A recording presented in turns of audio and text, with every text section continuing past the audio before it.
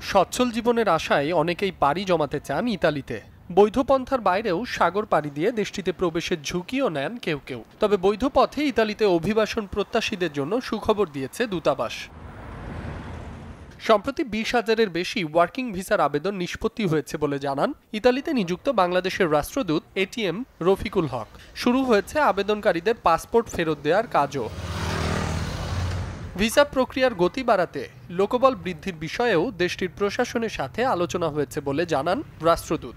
কাগজপত্র যাচাই বাছাইয়ের ক্ষেত্রে অবলম্বন করা হচ্ছে বিশেষ সতর্কতা। এছাড়াও স্টুডেন্ট ও ট্যুরিস্ট ভিসার বিষয়েও সর্বোচ্চ সহযোগিতার কথা জানিয়েছে ইতালির পররাষ্ট্র মন্ত্রণালয়। আমাদের কাছে তারা কমিটমেন্ট করেছে যে তারা অলরেডি কয়েক সপ্তাহের মধ্যে কয়েকশো ভিসা তারা ইস্যু করবে। আর যাদের ক্ষেত্রে তাদের কোনো অভিযোগ থাকবে বা নুলাস্তা ফলস মনে হবে, সেটা তারা ফার্দার ইনভেস্টিগেশন করার পরে ডিসিশন নেবে।